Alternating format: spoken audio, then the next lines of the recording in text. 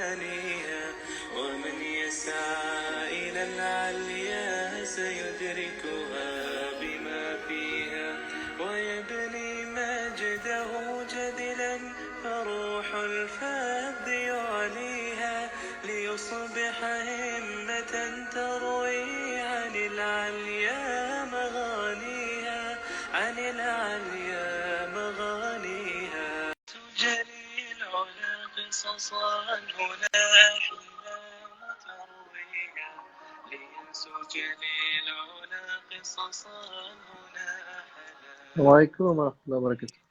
Wa alaykoum salam wa rahmatullahi wa barakatuhu. Malik, comment vas-tu? Ça va, alhamdoulilah, et toi? Alhamdulillah. Merci d'avoir participé tout à l'heure. C'était un plaisir, alhamdulillah. J'aime beaucoup les lives comme ça où les frères ils viennent, ils récitent, il y a d'autres qui viennent pour se faire corriger, tout ça. Il n'y Non, a rien de ouais, meilleur que les assises de Coran. c'est ça, on va en faire plus souvent, Inch'Allah. Il en manque beaucoup dans les lives.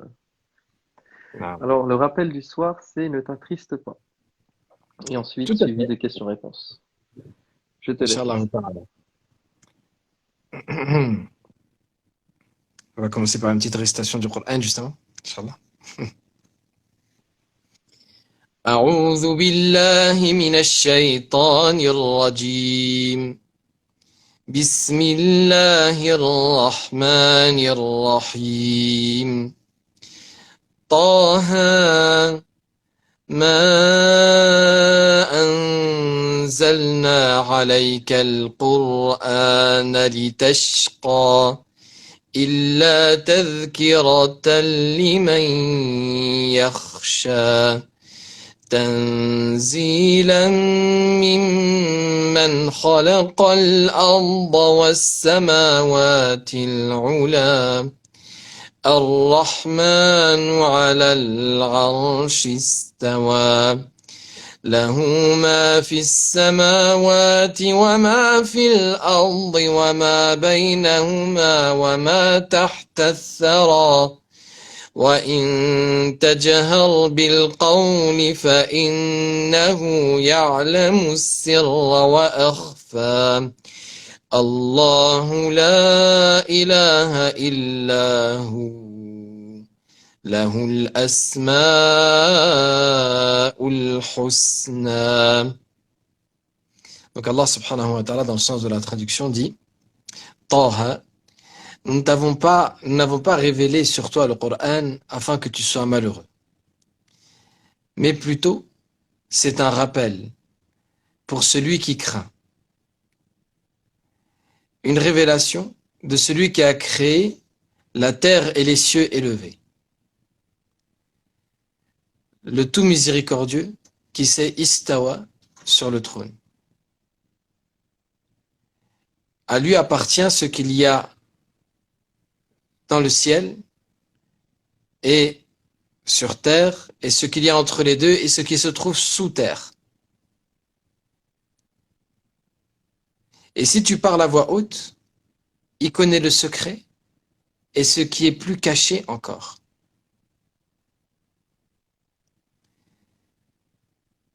Allah, nul digne d'être adoré en dehors de lui, à lui les plus beaux noms. Allah subhanahu wa ta'ala, il commence cette sourate du Coran, la sourate Taha, par le fait de dire « Nous ne t'avons pas révélé le Coran, ô Muhammad, afin que tu sois malheureux. » Et l'ordre, c'est pas vraiment un ordre, mais la parole qui vient d'Allah le plus au prophète alayhi salatu wassalam, de manière répétitive, c'est « Ne t'attriste pas, la tahzan ». Ne t'attriste pas pour ce qu'ils disent, notamment. Ne t'attriste pas pour ce qu'ils font. Ne t'attriste pas sur leur sort. Ne te consume pas, ne laisse pas ton âme se consumer de chagrin. Allah subhanahu wa ta'ala répète au prophète alayhi salatu wassalam de ne pas s'attrister. La parole qu'Allah azza wa jal dit notamment à Maryam alayhi salam lorsqu'elle se trouve dans la difficulté. Il lui dit Fakuli wa sharabi wa qarri aina. Bois, mange, et que tes yeux se réjouissent. Lorsque la mère de Moussa était attristée, Allah subhanahu wa ta'ala dit, il lui a ramené son fils, كَيْ تَقَرَّ عَيْنُهَا وَلَا تَحْزَنْ, afin que ses yeux se réjouissent et qu'elle ne s'attriste pas. Mes frères et sœurs, la première annonce qui est faite aux croyants au moment où il quitte ce monde, le croyant qui a fait des bonnes actions, les anges l'accueillent en lui disant deux choses. Innal ladhina qalu rabbuna Allah thumma istaqamu. Ceux qui ont dit notre Seigneur est Allah, puis qui ont pris le chemin de la constance ou de la droiture. Tatanazzalu alayhimul malaika. Les anges descendent sur eux. Et qu'est-ce qu'ils disent? Allah takhafu wa la tahzan. Ne craignez rien, n'ayez pas peur et ne vous attristez pas. Quand Allah Azza wa Jal parle de ses alliés et quand il veut dire une chose évidente sur leur sort, il dit Ala inna awliya Allah la khawfun alayhim wa la hum yahzanun. N'est-ce pas que les alliés d'Allah, nulle crainte sur eux, ni tristesse. Dans un autre verset, Allah dit, c'est parmi les paroles qu'il va dire aux croyants le jour de la résurrection. Ya ibadi la khawfun alaykum al-yawma wa la antum tahzanun. Oh mes serviteurs, nulle crainte sur vous aujourd'hui et ne vous attristez pas.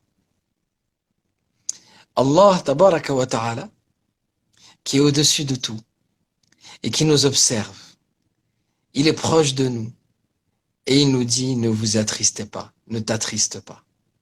Allah nous console, lui qui n'a pas besoin qu'on soit joyeux, mais il est l'infiniment miséricordieux. Donc, pourquoi le sujet ne t'attriste pas? Pourquoi j'ai choisi ce sujet? Parce que la tristesse, c'est une chose que l'on vit, qu'on traverse de manière répétitive dans notre vie. Lorsqu'on perd un proche, lorsqu'on est touché parfois dans notre santé, lorsqu'on est touché par une injustice, une trahison, ou bien qu'on voit quelqu'un de triste et on est triste pour la personne qui est dans la difficulté. Donc, le souci aussi quand on voit des gens qui sont pas dans la religion et qu'on les voit prendre un chemin qui est mauvais et qui peut mener à leur perte éternelle. C'était la tristesse du prophète alayhi salatu wassalam pour sa communauté. Donc, chacun d'entre nous, on passe par des périodes de tristesse. Dans la vie du prophète alayhi salatu wassalam, il y a même une année qui s'appelle l'année de la tristesse. Une année où le prophète alayhi salatu wassalam a été exceptionnellement triste. L'année où il a perdu l'amour de sa vie Khadija. L'année où il a perdu son oncle et son soutien, Abu Talib. Radiallahu anha. Et donc, le prophète, alayhi salatu wassalam, lui aussi passé par des périodes de tristesse. Et chacun d'entre nous, parce qu'on traverse ces périodes de tristesse, il est important qu'on se rappelle que la tristesse, c'est quelque chose qui fait partie de la vie, mais qu'on ne doit pas se laisser consumer par la tristesse, et on ne doit pas nourrir la tristesse. L'accepter et la vivre, l'accepter dans son cœur, c'est une chose. Accepter de vivre la tristesse, prendre note du fait qu'on est triste, accepter que la tristesse est en nous, c'est une chose. Et se laisser emporter par la tristesse et nourrir cette tristesse et se laisser noyer dans la tristesse, ça c'est quelque chose de mauvais. L'effort de Shaitan sur le croyant, il dit, Ibn al-Qayyim rahimahullah a dit, rien n'est plus aimé de Shaitan que la tristesse qui touche le croyant. Rien n'est plus aimé de Shaitan que la tristesse qui touche le croyant. Pourquoi? Eh bien parce qu'elle casse sa détermination. Parce qu'elle le casse dans son élan. La personne, quand elle a sa détermination cassée, elle n'est plus motivée à faire les choses, elle n'est pas motivée à faire le bien, et elle est poussée, elle devient influençable par tout ce qui est négatif, et notamment elle peut être influencée par Ash-Shaytan. Donc pourquoi ne pas nous attrister? Pourquoi ne pas nous laisser emporter par la tristesse? Bien pour toutes les raisons que nous allons évoquer, Inch'Allah ta'ala. Premièrement, mon frère, ma sœur, ne t'attriste pas, car tu as de la valeur. Si tu t'attristes pour le fait que tu te sens dévalorisé, sache que tu as de la valeur.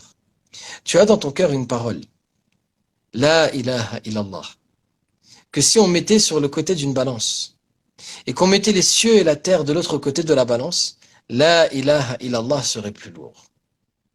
La ilaha illallah est plus lourd que les cieux et la terre. Et cette parole, elle est dans ton cœur.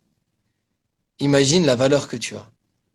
Tu as une valeur telle que Allah subhanahu wa ta'ala, si il voyait ce monde et qu'il ne restait que toi parmi les gens qui disent La ilaha illallah, juste pour toi, Allah il continuerait à laisser ce monde tourner. Il ferait se lever le soleil et coucher.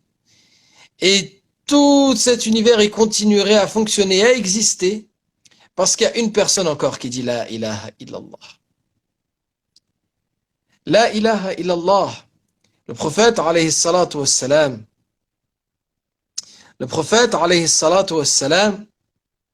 mes frères et sœurs, le prophète, alayhi salatu wassalam, il a dit le musulman est sacré pour le musulman.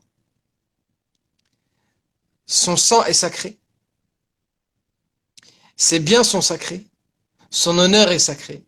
C'était le jour de Arafah, le mois de Dhul Hijjah, dans les environs de Mecca. Et il a dit, comme ce jour-ci, dans ce mois-ci, dans ce lieu-ci. En effet, notre valeur du fait de notre islam, et qu'on reconnaît qu'il n'y a de Dieu qu'Allah et que Mohammed est le messager d'Allah, alayhi salatu wassalam, notre valeur est immense. Et rappelons-nous que notre valeur ne dépend pas du regard des gens sur nous. Notre valeur n'est pas liée au nombre d'enfants que nous avons, n'est pas liée à la place qu'on nous accorde dans la société. Notre valeur n'est pas liée au montant que nous possédons dans notre compte en banque. Notre valeur n'est pas liée au nombre d'enfants que nous avons ou au fait à notre situation matrimoniale, qu'on soit marié ou célibataire ou divorcé ou veuf ou veuve. Mais notre valeur est liée à ce qui est en nous, à nos qualités, et elle est liée aussi à cette âme, mes frères et sœurs, qui vient d'Allah. Chacun d'entre nous, on a en nous quelque chose qui vient directement d'Allah et qui fait partie des secrets d'Allah. وَيَسْأَلُونَكَ عَنِ الرُّوحِ قُلِ الرُّوحُ مِنْ أَمْرِ رَبِّي وَمَا أُوتِيتُم مِنَ الْعِلْمِ إِلَّا قَلِيلًا. Il t'interroge sur l'âme, dit l'âme est l'affaire de mon Seigneur et il ne vous a été donné de science que très peu. Cette âme, elle vient d'Allah sans intermédiaire. Cette âme, elle n'a pas été créée dans le monde des causes, elle vient d'Allah directement. Cette âme, elle connaît son Seigneur et elle a déjà parlé avec Allah. Lorsque Allah l'a prise à témoin, Alastu bi rabbikum, ne suis-je pas votre Seigneur? Et cette âme, elle a répondu, Bala, shahidna, mais si, nous en témoignons. Donc, ne te laisse pas croire que tu n'as pas de valeur et ne te laisse pas aller à la tristesse, à l'idée que tu es sans valeur. Lorsque un diamant tombe dans la boue et qui se retrouve entouré de boue, les ignorants qui passent à côté de ce diamant, ils le voient comme un caillou, ils marchent dessus, ils le regardent et ils ne le ramassent pas, ils ne lui accordent aucune importance. Mais est-ce que cela diminue de la valeur du diamant? Est-ce que cela diminue de la valeur de l'émeraude ou du rubis qui se trouve dans cette situation? Non, parce que sa valeur est en elle, en cette émeraude, en ce rubis, en ce diamant. Cette valeur, elle est dans la pierre elle-même. Il suffit juste de la nettoyer et on voit que la pierre est intacte. Le regard des gens ne fait pas ma valeur. Combien de fois les gens de Quraysh ont voulu diminuer le prophète, alayhi salatu wassalam? Ils l'ont insulté, ils ont essayé de l'humilier. Ils ont versé sur lui les abats d'une chamelle. Il était plein du sang et des abats de la chamelle.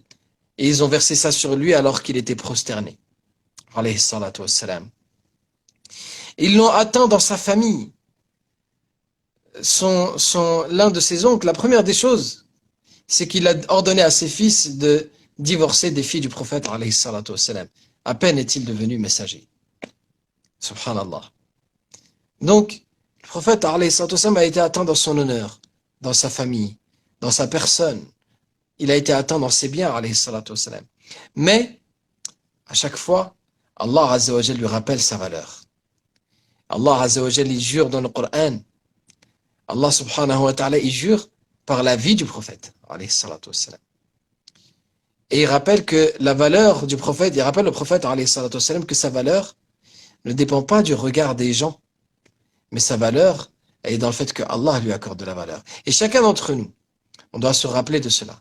Mon Seigneur m'accorde de la valeur. Regardez, lorsqu'ils ont demandé au prophète, alayhi salatu wassalam, est-ce que notre Seigneur est loin et alors on doit l'appeler, ou bien il est proche et on doit parler en nous-mêmes? Allah Azza wa Jal a répondu. وَإِذَا سَأَلَكَ عِبَادِي عَنِّي. Et lorsque mes serviteurs t'interrogent sur moi. Mais regardez, Allah, il n'a pas précisé la nature de la question. Allah Azza wa Jal, dans ce verset, il n'a pas précisé la nature de la question. C'est-à-dire, en réalité, peu importe la question qu'on te pose sur moi.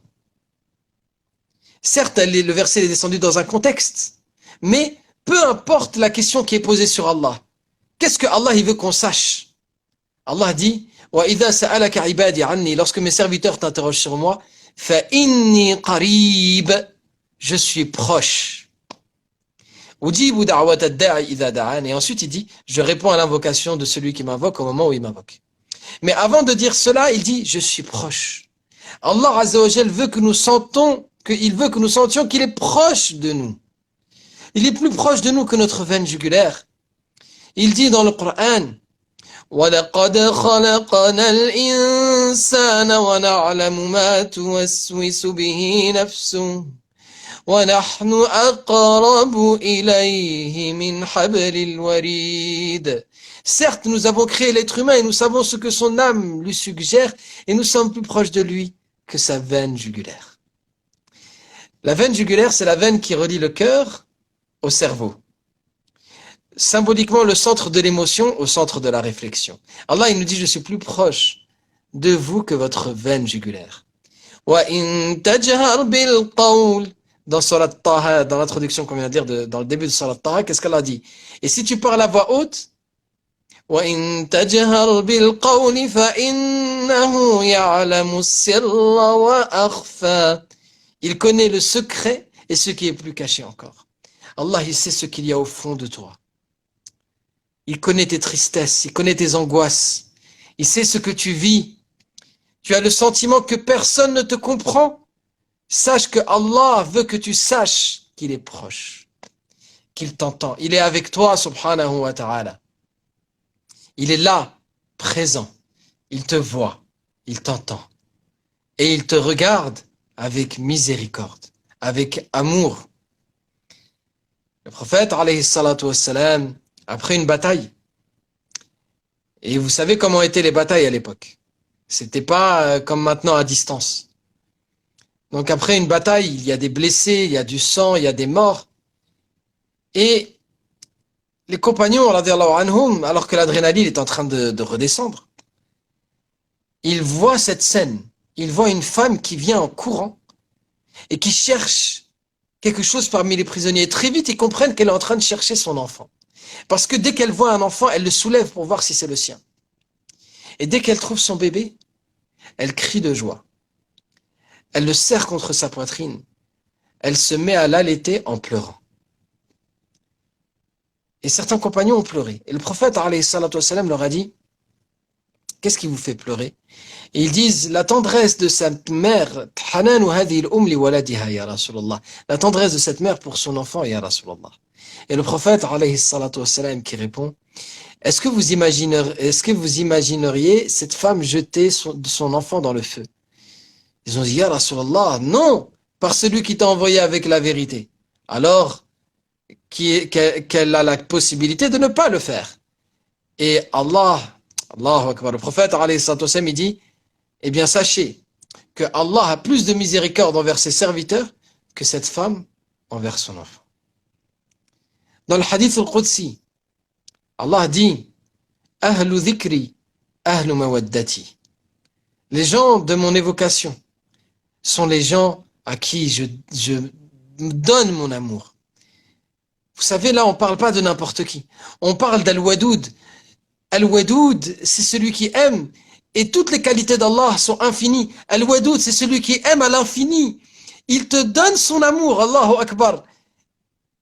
Dès que tu te souviens de lui, Ahlu dhikri, ahlu mawaddati, dès que tu te rappelles de lui, il déverse sur toi de son amour. Ahlu dhikri, ahlu mawaddati. Ahlu shukri, ahlu ziyadati. Et les gens qui me remercient, je leur rajoute de mes bienfaits. Wa ahlu ma'asiyati. Et qu'en est-il des gens des péchés? Et les gens des péchés, la uqannituhum min rahmati. Je ne les fais pas désespérer de ma miséricorde. In tabu fa ana habibuhum. S'ils se repentent, je suis leur bien-aimé. Allahu Akbar.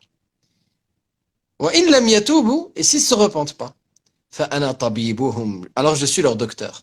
Abdalihim bil masa'ib liutahhirahum min adh-dhunubi wal mahayib. Je les éprouve par les catastrophes afin de les purifier des péchés et des défauts. Al-hasanatu bi'ashri amthaliha wa azid. Al-hasanatu indi bi'ashri amthaliha wa azid. La bonne action vaut 10 fois son salaire auprès de moi et je rajoute encore. Wa sayyi'atu bimithliha wa a'fu. Et le péché n'en vaut qu'un seul et je pardonne. Wa ana ar'afu bi'ibadi min al-ummi biwaladiha. Et j'ai plus de douceur envers mes serviteurs que la mère envers son enfant. Vois, mon frère, ma sœur, chaque amour que tu as reçu dans ta vie, ça, c'est Allah Azza wa Jal qui l'a mis dans le cœur de quelqu'un et qui l'a orienté vers toi. Et Allah Azza wa Jal, il est celui qui donne son amour. Subhanallah, cet été, Allahu Akbar, cet été, vous voyez, des fois, il y a des situations où Allah Azza wa Jal, il confirme. Vous voyez, vous parlez d'une chose, et vous vous demandez peut-être si vous avez bien compris. Et il y a quelqu'un qui vient dans la journée et qui vous dit exactement ce que vous avez dit. Et ben une fois, j'étais en train de rentrer de la mosquée après Salat al-Fajr. Et j'étais en train de parler, et je parlais avec Allah Azza wa Jal. Et j'étais tout seul, alhamdoulilah, dans l'obscurité. Et j'espère qu'il n'y a personne qui m'a vu parler tout seul, qui a pensé que peut-être j'étais un fou. Et je disais, Ya Allah. Mais en réalité, les gens, ils souffrent du manque d'amour. Les gens, ils sont tristes parce qu'ils manquent d'amour, Ya Allah. Et il y a des gens qui sont blessés parce qu'ils n'ont pas eu, ils ressentent le fait que, comme s'ils n'ont pas eu assez d'amour de leurs parents, par exemple. Mais Ya Allah, la source de tout amour, c'est toi. Celui qui peut remplir le cœur d'amour au point que la personne, elle ne ressent plus le besoin de chercher l'amour des créatures, mais c'est toi, Ya Allah. C'est toi, Al-Wadoud. Et, oh Allah, mais Moussa, alayhi salam, il a grandi dans le palais de Pharaon de son ennemi et il n'était pas avec son père. Il n'était même pas avec sa mère, si ce n'est les moments où elle l'allaitait dans son enfance. Mais tu lui as dit, tu dis dans le Coran, وَأَلْقَيْتُ عَلَيْكَ مَحَبَّةً مِنِّي. J'ai jeté sur toi de mon amour. C'est même pas tu lui as donné, tu lui as jeté sur lui de ton amour. Et Yahya, il a grandi sans son père, et tu dis que tu lui as donné une tendresse de ta part. Wa hananan min ladunna. Ya Allah, en réalité, c'est vers toi qu'on doit se tourner pour remplir nos cœurs d'amour et se sentir aimé.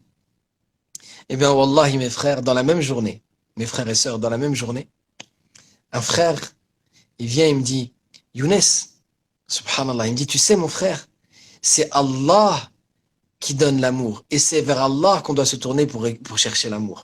Je dis, Allahu Akbar. Allah, il t'a fait parler. Alhamdulillah. Et wallahi, mes frères et sœurs, peut-être vous vous sentez mal aimé. Tournez votre cœur vers le tout rayonnant d'amour. Vers celui qui dit dans le Coran, Innal ladhina amanu wa amilu salihati sayaj'alu lahumur rahmanu wudda. Ceux qui ont cru et qui ont fait des bonnes actions, le tout miséricordieux leur donnera de son amour. Un amour infini, Wallahi. Et tu te sens aimé.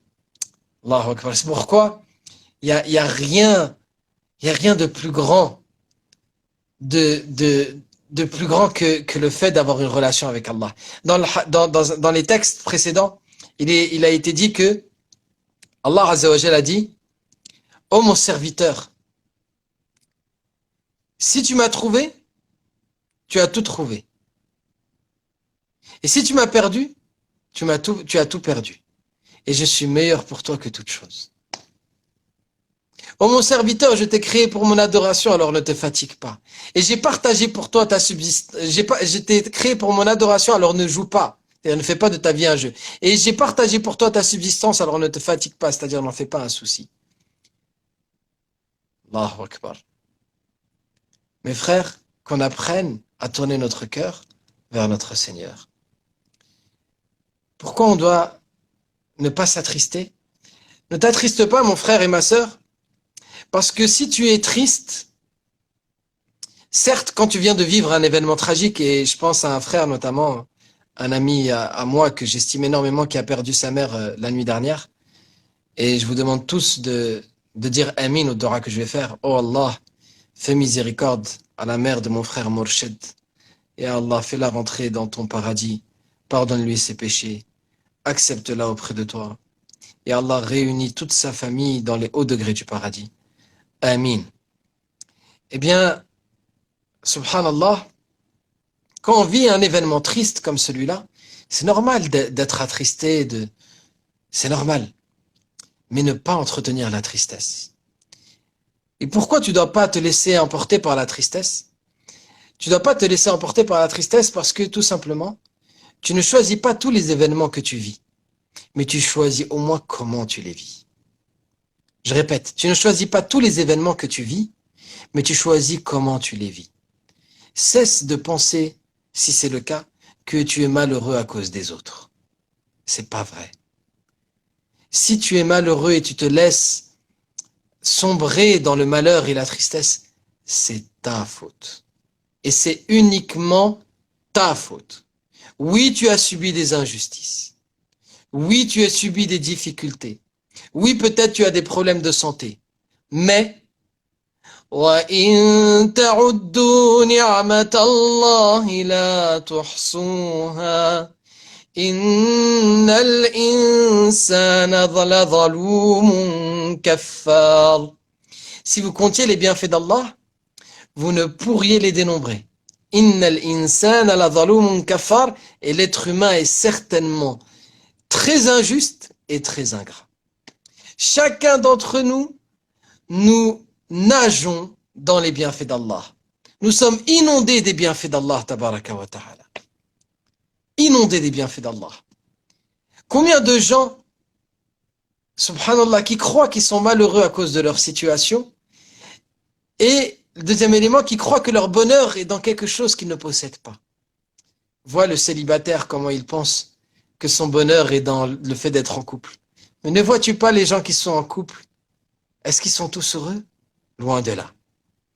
Celui qui est en mauvaise santé et qui pense que pour être heureux, il faut qu'ils soient en bonne santé. Vois les gens qui sont en bonne santé. Sont-ils tous heureux? Loin de là. Et il y a des gens qui sont en mauvaise santé et qui sont épanouis. Celui qui manque d'argent et qui pense que son bonheur est dans ce qui lui manque. Ne vois-tu pas les gens qui ont de l'argent et qui sont malheureux? Et il y a des gens qui n'ont pas beaucoup et qui sont bien, qui sont apaisés. Ne vois-tu pas celui qui cherche un travail désespérément et qui pense que pour être heureux, il a besoin de travailler? Et subhanallah, il y a des gens qui ont un travail et ils sont malheureux. Et des gens qui n'en ont pas et qui sont satisfaits et apaisés. Vois celui qui a un travail mais qui pense que pour être épanoui, il lui faut le travail qui lui plaît. Et vois qu'il y a des gens qui sont dans le travail qu'ils ont choisi et qui leur plaît mais qui sont malheureux. Vois les couples qui se conditionnent à être heureux que s'ils arrivent à avoir des enfants. Et ils courent chez les médecins pendant des années, ils essayent avec difficulté, ils sont dans le désespoir, ils n'arrivent pas à avoir d'enfants. Et ils sont malheureux en se disant, mais comment on va être heureux sans enfants? Mais ne vois-tu pas qu'il y a des gens qui n'ont pas d'enfants et qui sont heureux, et beaucoup de gens qui ont des enfants et qui sont malheureux? Ne te laisse pas avoir par shaitan. Il a dit à Allah Ta'ala, ثم لآتينهم من بين أيديهم ومن خلفهم وعن أيمانهم وعن شمائلهم ولا تجد أكثرهم شاكرين. Ensuite, je leur viendrai de devant eux, de derrière eux, de leur droite et de leur gauche, et tu trouveras que la plupart d'entre eux ne sont pas reconnaissants. Ne te laisse pas avoir. Apprends à regarder les bienfaits d'Allah.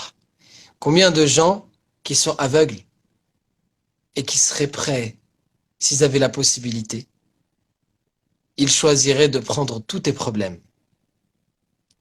Et ils seraient prêts à te donner toute leur fortune en échange de pouvoir voir comme toi tu vois.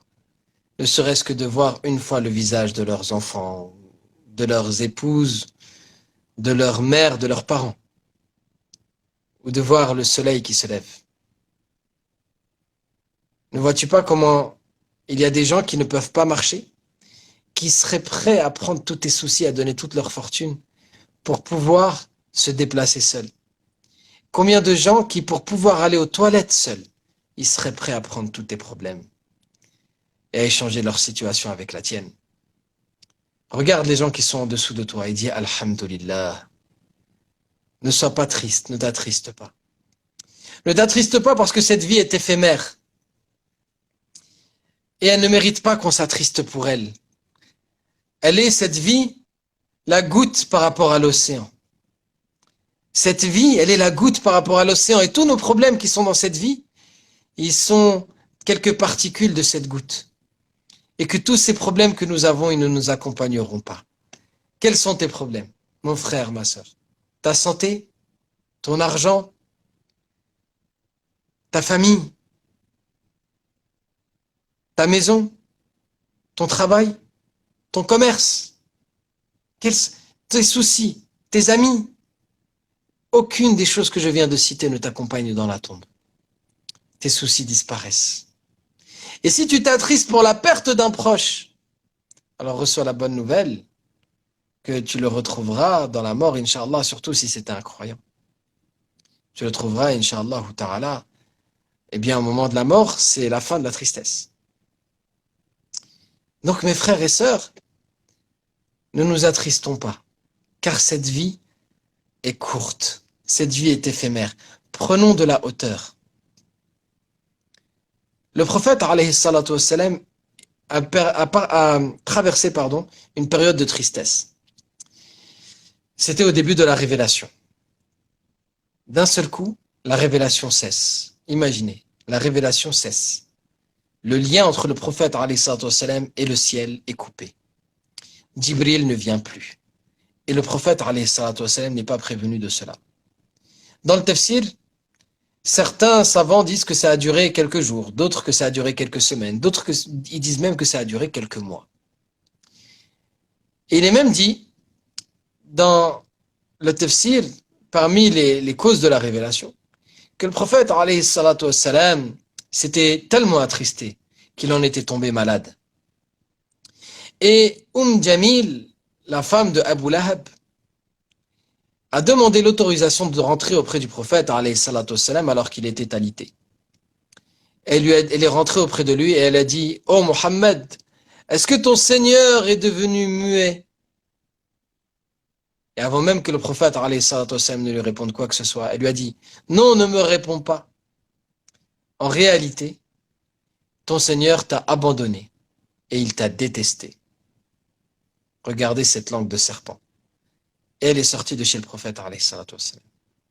Et là, mes frères et sœurs, vous savez, il y a des pensées que pour un prophète, il n'est pas permis de cultiver. Immédiatement, Djibril y descend. Immédiatement. Et il passe le salam au prophète, alayhi salatu wassalam. Il lui dit, oh Mohammed, as-salam yuqri'uka as-salam. As-salam te passe le salam. As-salam, ça fait partie des noms d'Allah. Et il te dit, Bismillahirrahmanirrahim. وَالضُّحَى, par l'aube éclatante. وَاللَّيْلِ إِذَا سَجَى, et par la nuit qui recouvre tout. مَا وَدَّعَكَ رَبُّكَ وَمَا قَلَى, ton Seigneur ne t'a pas abandonné ni détesté. وَلَلْآخِرَةُ خَيْرٌ لَكَ مِنَ الْأُولَى, et l'au-delà est meilleur pour toi que la vie première. وَلَسَوْفَ يُعْطِيكَ رَبُّكَ فَتَرْضَى, et ton Seigneur te donnera jusqu'à ce que tu sois satisfait. أَلَمْ يَجِدْكَ يَتِيمًا فَآوَى, ne t'a-t-il pas trouvé orphelin et il t'a recueilli? وَوَجَدَكَ ضَالًّا فَهَدَى, et il t'a trouvé perdu et il t'a guidé. وَوَجَدَكَ عَائِلًا فَأَغْنَى, et il t'a trouvé pauvre et il t'a enrichi. فَأَمَّا الْيَتِيمَ فَلَا تَقْهَرْ, donc l'orphelin, فَلَا تَقْهَرْ, donc l'orphelin, c'est pas ne méprise pas, n'opprime pas. L'orphelin n'opprime pas. وَأَمَّا السَّائِلَ فَلَا تَنْهَرْ, et le mendiant ne le repousse pas. وَأَمَّا بِنِعْمَةِ رَبِّكَ فَحَدِّثْ, et évoque les bienfaits de ton Seigneur. Voyez, celui qui veut sortir de la tristesse, il n'a qu'à suivre le schéma de cette sourate. Allah jure par l'aube éclatante. Il jure par quelque chose qui est visible de tous. Il jure par ce moment de la journée où la lumière est partout. Et est-ce qu'il y a quelque chose de plus beau dans la création que l'aube? Il nous invite à sortir de notre tristesse intérieure pour aller vers quelque chose de bien plus grand. De regarder, vois l'horizon, vois la beauté du monde, vois le soleil qui se lève. Et par la nuit qui recouvre tout. Allah, il te parle aussi de cette nuit qui recouvre tout. Et c'est des cycles dans la vie. Il y a des moments où il y a la lumière partout, il y a des moments où tu es dans l'obscurité, où tu vois pas le bout du tunnel, tu vois pas la lumière. Mais Allah, il jure par ce qu'il possède et il nous rappelle à travers cela qu'il est le Seigneur du soleil levant et il est le Seigneur, de la nuit qui recouvre tout. Qu'est-ce qu'il dit ensuite? La première chose qu'il veut que tu saches, ton Seigneur ne t'a pas abandonné ni détesté. Toi qui es éprouvé, toi qui as perdu un être cher, toi qui es éprouvé dans ta santé, qui as perdu peut-être ton emploi, toi qui croule sous les dettes, toi qui as été trahi, toi qui vis et qui as vécu des injustices, ton Seigneur ne t'a pas abandonné ni détesté. Et ensuite, il t'oriente. Donc ça, c'est le fait d'avoir la bonne pensée sur Allah. Rappelle-toi la bonne pensée sur Allah. Garde toujours la bonne pensée sur Allah. Rappelle-toi que Shaitan, il fait un effort sur toi pour que tu aies une mauvaise pensée sur Allah. Shaitan, il va essayer de venir te voir et te dire, regarde, c'est pas juste, toi, tu es quelqu'un de bien et tu souffres. Mais il y a des gens qui sont mauvais et Allah, il leur a donné. Regarde, c'est pas juste. Dis, a'udhu billahi minash shaitanir rajim. L'infiniment miséricordieux, allons-nous avoir une mauvaise pensée de lui, alors qu'il est celui qui nous comble de bienfaits nuit et jour, qu'il est celui qui tend sa main la nuit pour accueillir le repentir du pécheur du jour, qui tend sa main le jour pour accueillir le repentir du pécheur de la nuit. Il est celui qui voile nos défauts et nos péchés. Il est celui qui met la bonne pensée dans le cœur des gens pour nous. Il est celui qui répond à nos besoins, à nos demandes, à nos invocations. Il est celui qui nous a nourris chaque fois qu'on s'est nourri, qui nous a abreuvés, chaque fois qu'on s'est abreuvé. Il est celui qui nous a vêtus. On est venu à ce monde pauvre et il nous a enrichis, subhanah. On est venu nu et il nous a vêtus. On est venu faible et il nous a renforcés. Allahu Akbar. Combien d'entre nous étions loin d'Allah et il nous a regardés dans cette époque de troubles, dans cette époque de péchés qui se sont répandus, dans cette époque de tentation, dans cette époque d'athéisme. Notre Seigneur nous a regardés avec miséricorde et il nous a guidés à lui. Subhanah. Allons-nous nous laisser emporter par la mauvaise pensée sur lui? Ton Seigneur ne t'a pas abandonné ni détesté. Ensuite, tourne ton cœur vers l'au-delà. Et l'au-delà est meilleur pour toi que la vie première. Vois la grandeur de l'au-delà. Pense à l'éternité. Rappelle-toi que cette vie est courte, que cette vie arrive à son terme. qu'il ne reste de cette vie que quelques miettes, que cette vie va se terminer. Rappelle-toi que tu vas mourir. كل من عليها فان. Tout ce qu'il y a à sa surface va périr. ويبقى وجه ربك ذو الجلال والإكرام. Et il reste la face de ton Seigneur plein de majesté et de magnificence et de noblesse. Allahu Akbar. Derrière votre écran, dites Allahu Akbar. Dites Allahu Akbar.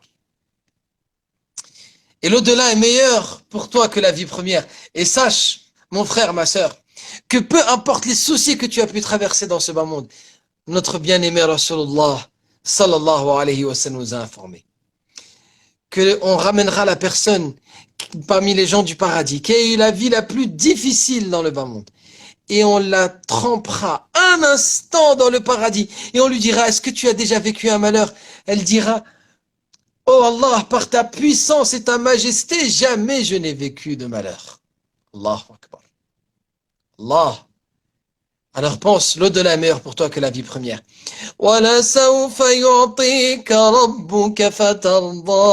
Et ton Seigneur te donnera jusqu'à ce que tu sois satisfait. Quand le prophète alayhi salatu wassalam a entendu ce verset qui lui a été révélé, il a dit devant les compagnons sallallahu alayhi wa sallam, il a dit Wallahi, je ne serai pas satisfait tant qu'il y aura quelqu'un de ma communauté dans le feu. Sallallahu alayhi wa sallam. Et Allah lui a promis. Et ça, c'est le plus grand espoir qu'on peut avoir. Qu'il n'y aura pas quelqu'un de la communauté du prophète alayhi salatu wassalam qui restera dans le feu. Ton Seigneur te donnera jusqu'à ce que tu sois satisfait. La demeure de ce bas monde n'est pas la demeure des satisfactions. Tu n'es pas dans le lieu pour combler toutes tes envies, tous tes désirs, toutes tes satisfactions. Tu es dans la demeure de la frustration. Tu es dans la demeure des manquements et des défauts. Tu es dans la demeure de la trahison. Tu es dans la vie qui se retourne. Ce bas monde, il se retourne sur ses occupants. Il les trahit, il les abandonne. Alors que tu es au sommet de ta force, voilà qu'une maladie vient et te casse. Alors que tu es au sommet de ta richesse, voilà que la ruine t'atteint. Alors que tu es au sommet de ton bonheur auprès de ta famille, voilà que Allah t'arrache les membres de ta famille. Ce bas monde, subhanallah, ce n'est pas la demeure pour combler ses désirs, pour combler ses besoins. Ce bas monde, il se retourne sur ses occupants. Mais l'au-delà, ton Seigneur te donnera jusqu'à ce que tu sois satisfait. Donc accepte le fait que tu ne pourras pas combler tous tes besoins. Accepte-le. Tu es un serviteur d'Allah, mon frère, ma sœur. Tu es une servante d'Allah. Et le servant d'Allah, il se soumet. Il dit, Ya Allah, moi j'essaye et toi tu me donnes telle situation. Alhamdulillah. Ya Allah, tu as repris tel être qui m'est cher. Je suis satisfait de toi, Ya Allah. Oh Allah, tu m'as atteint dans ma santé, je suis satisfait de toi, Ya Allah. Oh Allah, tu m'as atteint dans mes biens, je suis satisfait de toi, Ya Allah. Et regardez, je vous invite à méditer et à lire beaucoup la vie du prophète Youssouf si vous avez vécu les injustices. Et à étudier la vie du prophète Ayoub si vous êtes atteint dans votre santé. À étudier la vie du prophète Aïssa si vous êtes atteint dans votre richesse. À étudier la vie du prophète Mohammed, alayhi salatu wassalam, si vous êtes atteint dans tous les types d'épreuves. Alayhi salatu wassalam.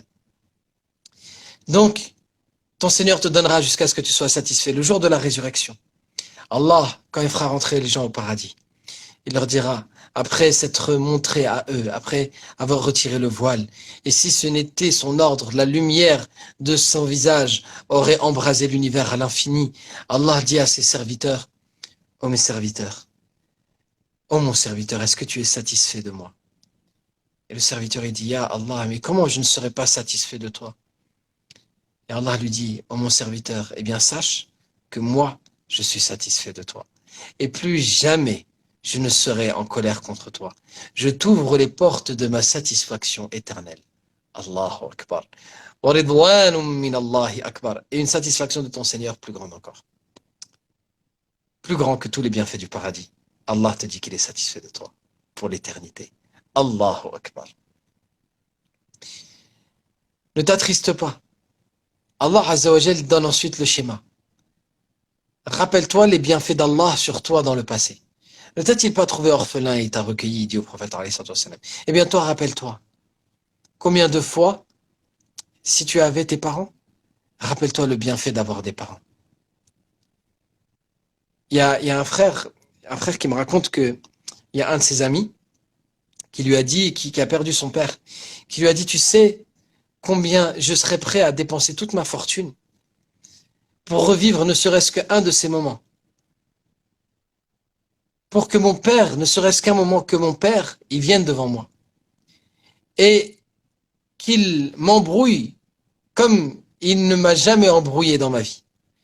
Même qu'il m'insulte, qu'il me dise toutes les choses les plus méchantes qui soient. Et même ensuite que juste après il retourne à sa tombe. Juste pour revoir mon père un instant. Bien, pense à celui qui n'a jamais eu de père. Pense à celui qui a perdu sa mère lorsqu'il était enfant ou qui n'a jamais connu sa mère et qui donnerait tout ce qu'il a. Pense, si toi tu as encore ta maman aujourd'hui, remercie Allah et profite de ta maman. Dis Alhamdulillah. Ne t'a-t-il pas trouvé orphelin et t'a recueilli? Ne t'a-t-il pas trouvé égaré, perdu et il t'a guidé? Chacun d'entre nous, on sait. Wallahi, c'est Allah qui nous guide. Et chacun d'entre vous qui êtes connecté là et qui écoutez, c'est Allah qui vous a amené à entendre ces paroles. C'est Allah qui nous a amené à ce rendez-vous. C'est Allah qui a voulu qu'à cet instant on entende parler de lui, qu'on parle de lui, subhanah. Il est généreux, il est avec nous, il nous entend, il nous voit. Subhanahu wa ta'ala. Ne t'a-t-il pas trouvé pauvre et il t'a enrichi? Pense au bienfait d'Allah sur toi. Ensuite, regarde les gens qui sont dans la difficulté. L'orphelin ne l'opprime pas. Le mendiant ne le repousse pas. Et enfin, évoque au quotidien les bienfaits de ton Seigneur. Reprogramme ton esprit à regarder le bien qu'Allah t'a donné. Tu manges, rappelle-toi que c'est Allah qui t'a nourri et dis Alhamdulillah. Tu marches, rappelle-toi que chaque pas il vient d'Allah. Apprends à remercier Allah pour chaque chose. Reprogramme-toi à regarder le bien afin de profiter du bien. Sinon, tu vas être omnibulé par les petites taches noires dans le tableau blanc et tu vas plus profiter du tableau blanc, mais tu vas être uniquement dans les points noirs qui vont aspirer toute ton attention et toute ton énergie. Tu vas vivre malheureux alors que tu nages dans les bienfaits. Ne t'attriste pas, mon frère, ma sœur, alors que tu es musulman, que tu es musulmane. Que les membres de ta famille sont musulmans, musulmanes. Si toi, tu as des membres de ta famille qui sont musulmans, remercie Allah. Combien de gens qui se sont convertis à l'islam, Wallah, qui donneraient toute leur fortune pour que les membres de leur famille deviennent musulmans, pour que leur maman, leur papa, leurs grands-parents, ils disent « Ashhadu an la ilaha illallah ». Alhamdulillah. Donc, remercie Allah subhanahu wa ta'ala. Remercie Allah. Ne sois pas triste. Tu as un seul Seigneur. Et ton Seigneur ne t'a pas laissé disperser, à devoir courir après plein de seigneurs dispersés. Comme a dit Youssouf à ses compagnons de prison, alors qu'il était dans une situation de prison, de tristesse, emprisonné injustement. Ya sahibay as-sijn, أأرباب متفرقون خير أم الله الواحد القهار.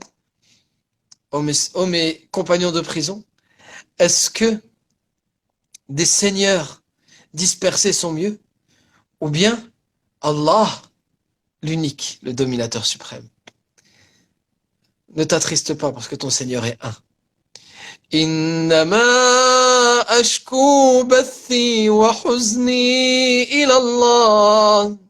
Yaqub alayhi salatu wassalam, qu'est-ce qu'il a dit à ses enfants? Il a dit, je me plains de ma tristesse et de mon supplice à Allah, celui qui est rayonnant d'amour, qui reçoit tes plaintes, qui reçoit ta tristesse, qui entend tes tristesses, qui entend ta situation et qui te veut du bien. Et sache que si tu ne comprends pas Allah sait que tu ne peux pas tout comprendre. Alors il t'a expliqué certaines choses. Allah dit dans le Coran, Asa an takrahu shay'a wa huwa khayrun lakum. Peut-être que vous détestez une chose alors que c'est un bien pour vous. Wa asa an tuhibbu shay'a wa huwa sharrun lakum. Et peut-être que vous aimez une chose alors que c'est un mal pour vous. Wallahu ya'lamu wa antum la ta'lamun. Et Allah sait, tandis que vous ne savez pas. Donc quand tu comprends pas pourquoi cette épreuve, remets-toi-en. Non, il n'y a pas de S à toi. Remets-toi en à Allah subhanahu wa ta'ala. Il faut s'en remettre à ton Seigneur. Allah tabaraka wa ta'ala. Fais-lui confiance. قُلْ لَنْ يُصِيبَنَا إِلَّا مَا كَتَبَ اللَّهُ لَنَا. Dis rien ne nous atteindra, sauf ce que Allah nous a écrit. هُوَ مَوْلَانَا. C'est lui notre maître, notre protecteur. وَعَلَى اللَّهِ فَلْيَتَوَكَّلِ الْمُؤْمِنُونَ. Et c'est en Allah que doivent placer leur confiance les croyants. Il y a beaucoup de gens qui disent, moi je suis prêt à accepter l'épreuve si elle vient d'Allah, mais j'ai du mal à l'accepter si elle vient des gens. Mon frère, ma sœur, mais l'épreuve ne vient jamais des gens. وَإِن يَمْسَسْكَ اللَّهُ بِخَيْرٍ وَإِن يَمْسَسْكَ اللَّهُ بِضُرٍّ فَلَا كَاشِفَ لَهُ إِلَّا هُوَ. Et si Allah t'atteint par un mal, nul ne peut le retirer en dehors de lui. وَإِن يُرِدْكَ بِخَيْرٍ فَلَا رَادَّ لِفَضْلِهِ. Et s'il te veut un bien, nul ne peut repousser son bienfait. Allahu Akbar. Et reçoit la bonne nouvelle. Le prophète alayhi salatu wassalam a dit, Inna Allah la yaktubu li'abdihi al-manzilata fil jannah la yudrikuha bi'amalihi. Allah écrit à son serviteur un degré au paradis qu'il n'arrive pas à atteindre par ses actions. Fala yazalu Allahu yabtali hatta yablugha tilka al-manzila. Allah ne cesse de l'éprouver alors jusqu'à ce qu'il atteigne ce degré. Chaque épreuve qui t'atteint, chaque tristesse, chaque fatigue, chaque angoisse, chaque peur, chaque douleur, jusqu'à l'épine, le prophète alayhi salatu wassalam nous dit, jusqu'à l'épine qui te pique, est une cause de purification des péchés et c'est une cause aussi d'élévation auprès d'Allah tabaraka wa ta'ala dans les degrés. Au point que les gens, le jour de la résurrection, ils souhaiteront avoir été coupés en morceaux quand ils verront la récompense des gens qui ont subi les épreuves. Alors mon frère, ma sœur, ne t'attriste pas.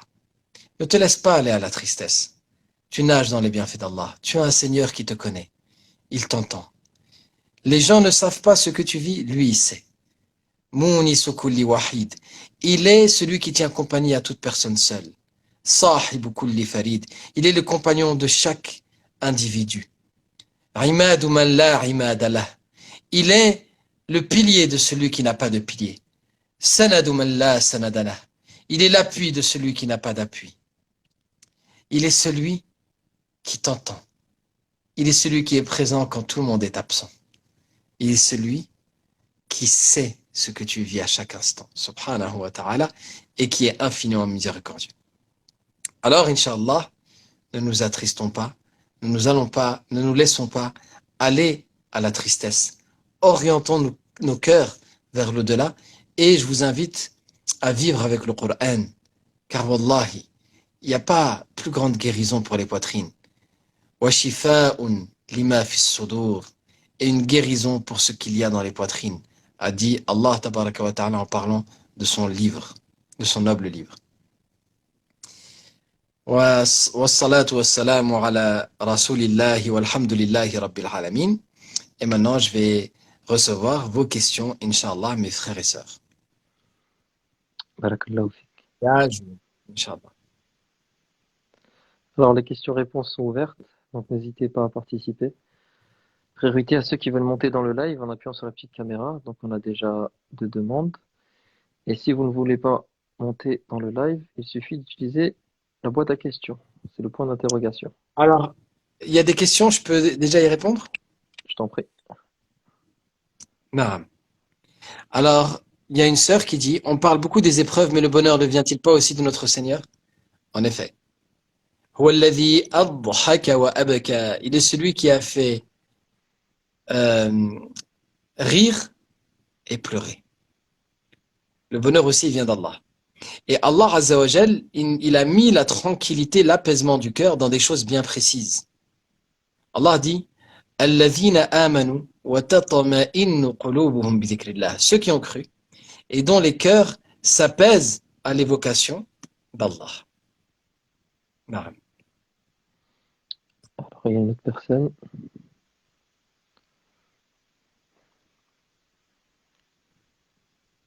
Alors, il y a une autre question qui dit Salam alaikum, gravement éprouvé par la maladie.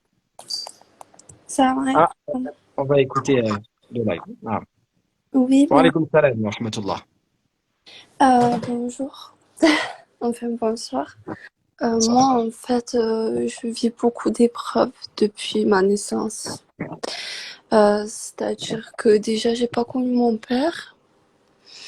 Je viens d'une famille qui est pas pratiquante, donc je me suis convertie à l'âge de 18 ans. Maintenant, ça fait 7 ans de ça. Et là, je vis une grosse épreuve, c'est que j'ai perdu l'homme que j'aimais. Il s'est fait tuer. Et en fait, c'est après cette épreuve que je me suis rapprochée encore plus d'Allah et que j'ai essayé de comprendre en fait pourquoi cette épreuve-là. Mais je vous avoue, c'est dur. C'est très très dur. Et je sais pas comment faire pour surmonter le chagrin que j'ai parce que je pleure tout le temps et je sais que ça lui fait du mal en fait. Alors, non, rassure-toi, ça lui fait pas du mal. C'est le fait de se lamenter qui gêne le défunt, mais D'accord. c'est le fait de pleurer de tristesse, ça ne fait pas du mal. Donc, ne culpabilise pas pour cette tristesse. Ok. Alors, ma sœur, la première des choses, Oui. sache que il y a beaucoup des bien-aimés d'Allah qui ont grandi sans leur père. Le Oui. prophète Moussa, il était orphelin. Le prophète Isa, il a une mère, il n'a même pas de père. Le prophète Yahya, il a grandi orphelin. Maryam alayhi salam, elle a grandi orpheline. Le prophète Mohammed alayhi salatu salam, il a grandi orphelin, il n'avait pas de père. Mhm. La situation dans laquelle tu as grandi, c'est une situation qui n'est pas facile, c'est une situation difficile. Oui. Et Allah subhanahu wa ta'ala, il fait vivre à des personnes comme ça des souffrances dans leur enfance qui leur donnent ensuite quelque chose que ceux qui n'ont pas vécu ces souffrances-là ne peuvent pas connaître et il leur donne une sensibilité particulière. Je suis sûr que tu es une personne très sensible. Oui, beaucoup. Eh bien, cette sensibilité, elle va te pousser à comprendre la souffrance des autres. Comme tu sais ce que c'est la souffrance, tu comprends ce qu'est la souffrance des autres. Et facilement, tu vas éprouver de la miséricorde. Et tu Je vois que pense- cette miséricorde, oui, ma sœur?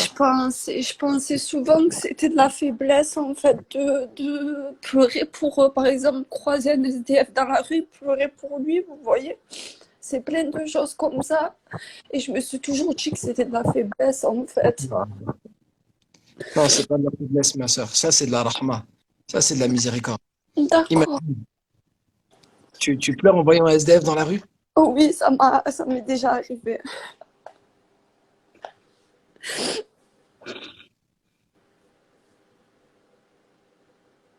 Non. Ce que tu vis, ma sœur, cette sensibilité que tu as, c'est un trésor qu'Allah il t'a donné. Cette miséricorde que tu as, c'est un trésor qu'Allah t'a donné, subhanahu wa ta'ala, qui est inestimable. Vraiment. Sache, le prophète, alayhi salatu wassalam, un jour, il a vu, il y a un homme qui est venu à lui, il lui a dit, Ya Rasulallah, pour l'Aïd, la chèvre, j'arrive pas à la sacrifier, j'ai trop pitié pour elle, pour la chèvre. Et le prophète, sallallahu alayhi wa sallam, il lui a dit, ah bon, tu as de la miséricorde pour cet animal, pour cette chèvre? Ashet, tarhamuha, tu as de la miséricorde pour elle? Il dit, oui, ya Rasulallah, j'arrive pas. Et le prophète, sallallahu alayhi wa sallam, il a dit, rahimakallah, qu'Allah te fasse miséricorde. Mais cette miséricorde, ça, c'est une qualité. C'est pas de la faiblesse. Cette sensibilité que là, c'est pas de la faiblesse. Ça, c'est une grande force. C'est une grande force si tu la laisses euh, être un moteur pour faire le bien. Oui. Tu vois? et pour vouloir le bien pour les gens. Donc, cette souffrance que tu ressens, cette sensibilité que tu as, c'est un bienfait d'Allah tabaraka wa ta'ala qui est inestimable. Imagine, le prophète alayhi salatu wassalam, il nous a informé qu'il y a une femme parmi les communautés précédentes Oui, qui était prostituée. Et tu vois, la prostituée dans la société, c'est une femme, c'est la personne à qui les gens ne donnent aucune valeur. Tu vois, c'est vraiment la personne que les gens rabaissent. La personne que les gens, ils se disent tous, celle-là, c'est une personne de l'enfer. Mais cette prostituée, un jour, elle avait très, très soif. Et elle est partie dans un puits, elle a cherché de l'eau, et elle a vu qu'il y avait un chien qui avait soif. Alors, elle est redescendue dans le puits, elle a pris de l'eau avec sa chaussure et elle a donné à boire au chien. Le prophète, sallallahu alayhi wa sallam, a dit que pour cette miséricorde qu'elle a eue envers ce chien, Allah lui a pardonné la fait rentrer au paradis. Donc, ma sœur, cette sensibilité que tu as, c'est une force. Et quant à ce que tu as dit sur la perte de cette personne que tu aimais, oui. alors, moi, ce que je t'invite à faire, comment il s'appelait? Il s'appelle Ismaël. Ismaël. Alors, ma sœur, tu vas, fais-moi confiance, d'accord? Tu vas répéter, tu vas dire, Ya Allah, Ya Allah, tu as repris Ismaël tu as repris Ismaël et je suis satisfaite de toi. et je suis satisfaite de toi. Alhamdulillah. Alhamdulillah. Répète-le encore, répète-le encore. Ya Allah, tu as repris Ismaël. Ya Allah, tu as repris Ismaël et je suis satisfaite de toi. Alhamdulillah. Alhamdulillah. Répète-le encore, répète-le. Ya Allah, tu as pris Ismaël et je suis satisfaite de toi. Alhamdulillah. Répète-le encore. Vas-y. Ya Allah, tu as repris Ismaël et je suis satisfaite de toi. Alhamdulillah. Allahu Akbar. Tu vois, quand tu dis Alhamdulillah de cette manière, Allah Azza wa Jal, il fait rentrer la tranquillité dans ton cœur. Tu vois, il fait rentrer une lumière dans ton cœur. Donc, Inch'Allah, après ce live-là, quand tu vas couper, tu Oui, feras les ablutions, tu te mettras face à ton tapis de prière, tu vois, face à la Qibla, tu lèves les mains et tu répètes les phrases que tu viens de dire là. Jusqu'à ce que tu ressentes que tu n'as plus de douleur dans ton cœur, que tu es vraiment totalement satisfaite. Et tu dis Alhamdulillah avec ton cœur, vraiment. oui, D'accord, ma soeur? oui. Merci. Il n'y a pas de problème, ma soeur. Qu'Allah subhanahu wa ta'ala te facilite cette épreuve et qu'Allah Azza wa Jal transforme cette tristesse en tranquillité et en paix et en foi dans ton cœur. Oui, Amin. merci Et beaucoup. on demande, Inch'Allah, à tous les gens qui sont en train d'écouter de dire Amin et qu'ils fassent dora pour toi qu'Allah il retire cette tristesse. Inch'Allah. Inch'Allah. Merci. Amin. Salam alaikum, ma sœur.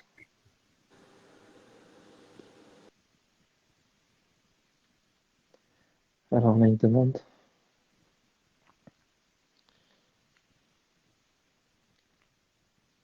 Beaucoup d'invocations pour notre sœur, s'il vous plaît. السلام عليكم وعليكم وعليكم السلام السلام ورحمة ورحمة الله الله وبركاته. وبركاته. أهلا وسهلا بكم أحباب.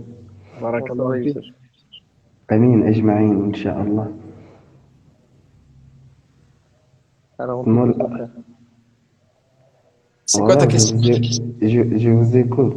J'ai juste passé pour mon frère là. Il m'avait invité aujourd'hui, mais Pour les je l'avais dit récitations. que je suis un peu malade. Voilà, pour le récitation. Voilà. Mais Inch'Allah, je vais faire tout mon mieux pour passer, Inch'Allah. Très Zakaria. Pour qu'Allah بارك fique. الله. Zahir. D'accord, bah reste avec nous, on va inviter un autre frère ou une sœur. Là, c'est le moment où il pose des questions. Tu peux rester. Je crois pas. Je me suis dit, je passe et puis si Non, reste là. vous me laissez un peu du temps, tant que j'ai 28%, si je passe la récitation et puis vous continuez les questions. À la fin, Inch'Allah, si tu veux, la récitation. Parce qu'il y a beaucoup de Ah, questions, et à la fin, hmm, Inch'Allah, si tu veux, d'accord? Mais tu peux d'accord, rester connecté d'accord, là, si tu veux. d'accord, avec plaisir. Rabbi Barak Fik. Alors, les personnes qui font des demandes, veuillez accepter rapidement, barakallahu fikum. C'est un frère que j'ai invité pour les récitations, et il fait de superbes récitations. Masha'Allah. Salam alaikum. tout d'abord, je voudrais remercier. Alors, mon frère, on t'entend super mal. Est-ce que tu peux t'approcher du téléphone ou... Salam alaikum, vous m'entendez? Ouais. Wa alaykoum salam wa rahmatullah. Un peu Oui, mieux. salam alaikum. Alors, Amira, juste 2 secondes. Oui, Le frère, il pose sa question. Après, c'est à toi, d'accord? Parce que je vous ai comment? invité en même temps et du coup, vous êtes montés Ah, en il n'y a même pas de temps, souci, il mais n'y a pas de souci. Je suis prête à désolé. patienter. Peu Y a pas de- importe. Merci. Alors, Kessoni 222, on t'écoute pour ta question. Ça marche. Tout d'abord, je voudrais remercier la page Milieu Islam pour ce que vous proposez. Donc, merci beaucoup. Qu'Allah vous récompense pour tout ce que vous faites. Et j'avais une question par rapport justement aux épreuves qui concernent les dettes. Parce qu'en fait, vous savez, comment dire, comme vous disiez tout à l'heure, le fait qu'on peut avoir des épreuves, c'est pour nous rapprocher d'Allah. Et voilà, donc c'est des bienfaits. Mais on sait aussi que, par exemple, avec les dettes, après la mort, ça peut se retourner contre nous. Voilà, je sais pas si c'est dans un texte, ou c'est un verset, ou c'est un hadith qui, euh, qui disent qu'une personne qui meurt avec des dettes et elle reste suspendue jusqu'à ce que ses dettes soient remboursées. Et du coup, moi, je voulais juste bah, comment appréhender ce genre d'épreuve en fait. Donc, comment faire face à l'épreuve des dettes, en fait? C'est ça la question. Ça, en sachant que c'est une épreuve, donc on peut prendre ça comme un bienfait, mais d'un autre côté, quelque chose qui se retourne contre Ok. nous, on Ok. déteste. Donc, alhamdulillah wa salatu wa salam ala rasulillah. Premièrement, alhamdulillah, t'es vivant. Pour l'instant, pense pas à ta mort. Pour l'instant, t'es vivant. D'accord? Quand je dis pense pas à ta mort, c'est-à-dire ne te vois pas, fais tout ton possible et ne laisse pas ton énergie être prise par la crainte de mourir avec ces dettes-là. Mais plutôt que ça te pousse plutôt à rembourser les dettes. Donc, il y a, ce que tu dois avoir devant toi, il y a deux choses. Il y a faire face spirituellement et faire face physiquement. Faire face spirituellement. Le prophète alayhi salatu wassalam, est rentré auprès d'un compagnon qui était dans la mosquée. Il me semble que c'était Abu Sa'id al-Khudri, mais je suis pas sûr. Il est rentré auprès d'un compagnon qui était dans la mosquée, qui était criblé de dettes. Il lui a dit, qu'ai-je à te voir en cette heure qui n'est pas une heure de prière? Et il dit, Ya Rasulallah, duyunun ghalabatni wa humumun rakibatni. Des dettes qui m'ont vaincu et des soucis qui sont montés sur moi, qui se sont effondrés sur moi. Il lui a dit, je vais t'apprendre une parole que si tu l'as dit, Allah Azza wa Jal, il va te retirer tes soucis et va rembourser tes dettes. Il lui a dit, apprends-moi, ya Rasulallah. Et le prophète, sallallahu alayhi wa sallam, lui a enseigné ce dua. De dire, Allahumma, inni a'udhu bika min al-hammi wal-hazan, wa a'udhu bika min al-ajzi wal-kasal, wa a'udhu bika min al-jubni wal-bukhl, wa a'udhu bika min ghalabati ad-dayn wa qahri ar-rijal. Ô Seigneur, je cherche refuge auprès de toi contre le souci et la tristesse, contre la lâcheté et l'avarice. Je cherche refuge auprès de toi contre Jubni wal Bukhl et Ghalabati ad-dayn wa qahri ar-rijal, contre le fait d'être le fait d'être vaincu par les dettes et l'oppression des hommes. Donc, fais ce dua, Inch'Allah ta'ala, à répétition. Aussi, demande à Allah qui t'aide à rembourser tes dettes pour le satisfaire lui. Cherche à rembourser tes dettes uniquement avec de l'argent halal et ne mélange pas à de l'argent haram, car c'est aussi ça l'épreuve.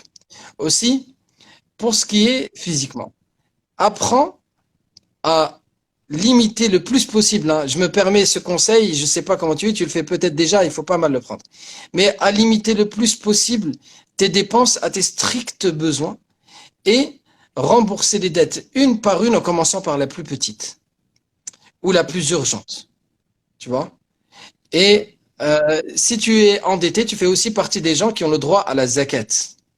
Donc tu peux te rapprocher, Inch'Allah ta'ala, d'une mosquée, de frères qui sont de confiance, et peut-être qu'on pourra t'aider aussi au niveau de la zakat, Inch'Allah ta'ala, pour rembourser tes dettes. Aussi, si tes dettes, elles ont un rapport avec l'État, c'est des dettes qui sont liées à des gens ou c'est des dettes qui sont en lien avec l'État? Euh, non, pas les gens, plus on va dire des enseignes ou l'État, ouais. D'accord. Il faut savoir que tu peux faire aussi un dossier de désendettement. Et il faut savoir que ce système, il n'existe pas pour rien. En fait, on est dans un système financier qui pousse volontairement les gens à se surendetter. En fait, ça arrange les banques que les gens ils s'endettent et qu'ils n'arrivent pas à rembourser leurs dettes parce que tu payes toujours de plus en plus de taxes. Donc, tu peux faire un dossier de surendettement, Inch'Allah ta'ala, de désendettement. Tu te renseignes. Il y a des associations aussi qui gèrent ça et qui peuvent t'aider à faire ton dossier, Inch'Allah, ou une assistante sociale, Inch'Allah ta'ala. Et sinon, tu peux aussi essayer de contacter, par exemple, si c'est les impôts, ce genre de choses, tu peux aussi les contacter et demander un échelonnement afin que les choses te soient facilitées, Inch'Allah ta'ala. Mais euh, voilà, les dettes de l'État et les dettes vis-à-vis des gens, c'est pas la même chose. Mais d'une manière générale, Inch'Allah, voilà, fais ça, Inch'Allah, spirituellement. Apprends, regarde, il y a plein de vidéos même sur YouTube qui t'apprennent comment rembourser tes dettes le plus efficacement possible. Il y a des conseils qui sont bien, Inch'Allah ta'ala. Et si c'est avec l'État, n'hésite pas à aller voir une assistante sociale et à demander de l'aide pour faire un dossier de surendettement. Ok, Inch'Allah. Ça marche, mon frère? Allah Ça te marche, merci facilite. beaucoup. Barakallahu fik. Salam alaikum. Ouais. Alors, on a énormément de questions. Je ne pense pas qu'on pourra répondre à toutes, mais n'hésitez pas à vous abonner à la page de l'imam. En haut à gauche, vous avez juste à cliquer et il répond de temps en temps à ces messages, donc n'hésitez pas. Salam alaikum. Oui, salam alaikum. J'espère que vous allez bien. En tout cas, je Salam, vous remercie rahmatullah. pour votre live. C'est toujours magnifique de vous écouter. Et ma question est la suivante. Je suis une personne pieuse de religion, je suis musulmane, mais je souhaiterais savoir si c'est une obligation de porter le voile ou pas. Alors, personnellement, ma Je suis réponse, elle pas est dans la catégorique. vulgarité. J'ai toujours été pudique, etc.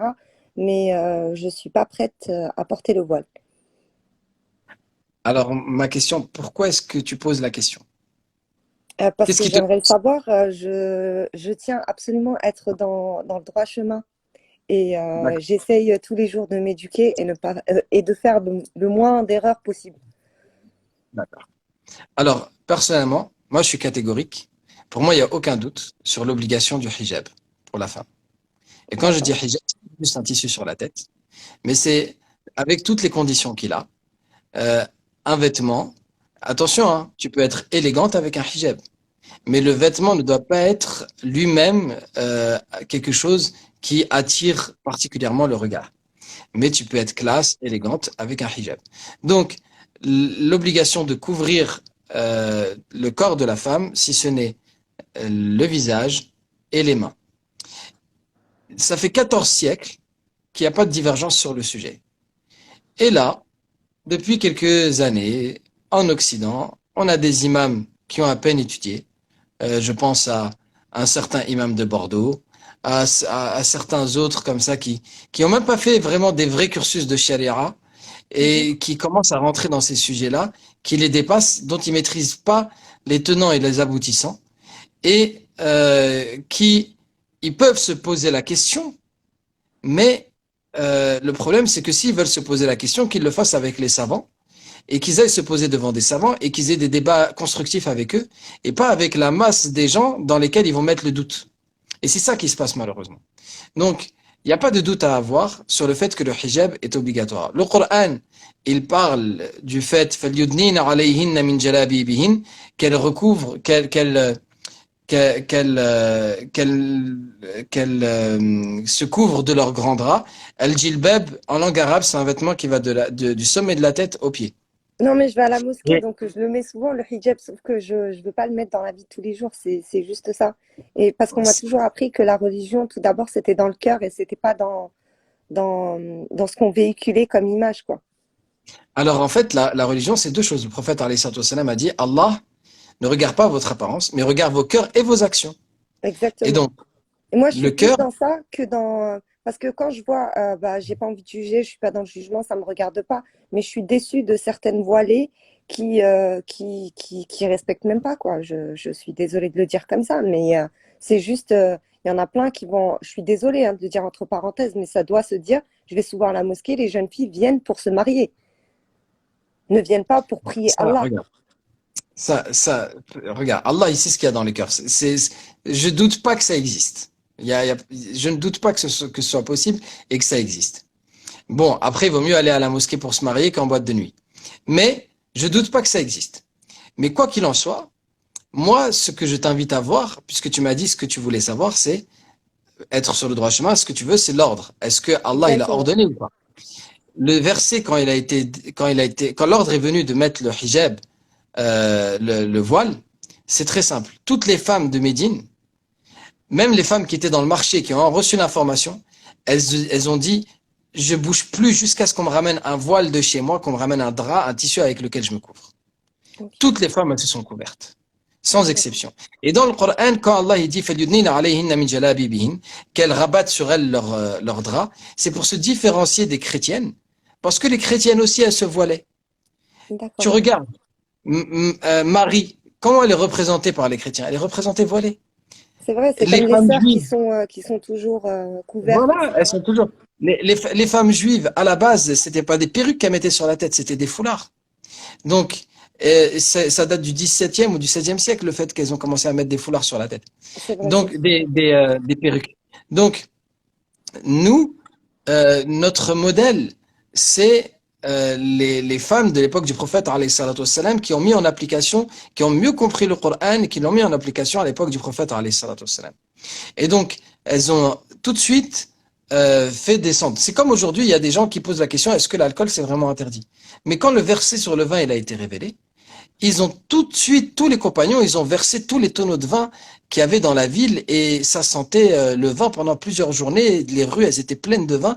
Les gens, ils se sont débarrassés de tout ce qu'ils avaient comme vin. C'est comme ça quand il vient l'ordre d'Allah, quand il vient la grandeur de l'ordre d'Allah.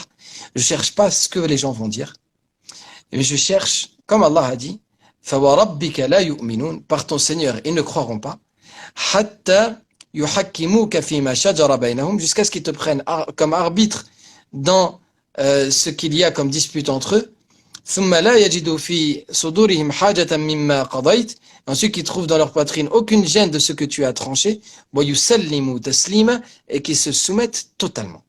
Et c'est ça, la foi complète, c'est dans le fait de se soumettre totalement. Alors, ça empêche pas de réfléchir et de chercher la sagesse qu'il y a dans le voile, etc. Mais c'est comme tu as donné l'exemple des femmes qui sont pas pieuses et qui portent le Non, hijab mais peu avec une importe, ça, mauvaise ça me intention, qui ont un regarde mauvais pas. comportement.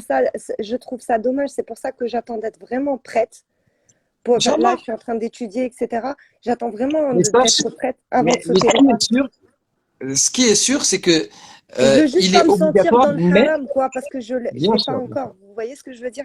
Moi, je comprends. Maintenant, ce qui est sûr, je fais une nuance. Il est obligatoire, mais en même temps que je parle de l'importance de cette obligation, je rappelle à la communauté musulmane que quand même le voile, c'est 1000 fois moins important que la prière, que le respect des parents, que le respect de la parole donnée, que le fait de s'acquitter de ses obligations, que le fait d'être une bonne épouse, d'être une bonne mère, une bonne fille, une bonne voisine, que d'être tout simplement une bonne Quelqu'un musulmane de dans le reste. correct. Ça fait partie des derniers détails de la charia. Ça fait partie des choses qui complètent. Dans la charia, il y a des priorités. Il y a ce qu'on appelle le maqasid, c'est les objectifs de la charia. Et puis, à la fin, il y a des petites choses qui viennent compléter la charia et le voile, il fait partie de ces choses qui viennent compléter la charia. Donc, je dis pas que c'est pas important. C'est important, c'est un ordre d'Allah et on doit le mettre en application à partir du moment où on a la possibilité de le faire. Il faut.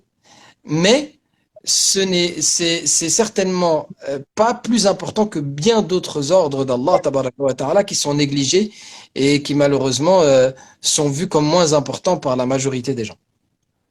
Ça veut dire que s'il m'arrive quoi que ce soit aujourd'hui, je ne vais pas rentrer en enfer ou quoi que ce soit parce que j'ai pas le voile.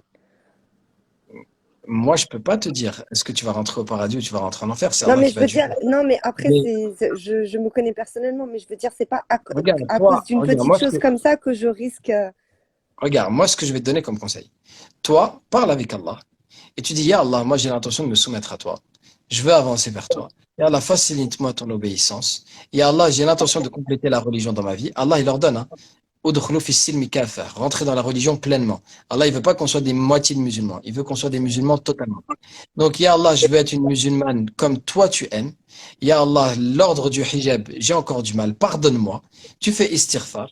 Tu demandes à Allah. Et la vraie question que tu dois te poser à toi, et je te demande pas de répondre ici, c'est pourquoi j'ai du mal à mettre en pratique cet ordre et de rechercher dans ton cœur. Parce que tu disais, la religion c'est dans le cœur. Recherche dans le cœur et je te demande pas de me répondre, Non, il n'y a mais pas de souci. est-ce que dans le cœur, est-ce qu'il n'y a pas l'importance du regard des gens, l'importance que je me trouve belle auprès des autres, Pas du tout, ça n'a l'importance, rien à voir avec voilà, ça pour l'instant. voilà. Bah, khair, Inch'Allah. Allah te facilite. Inch'Allah.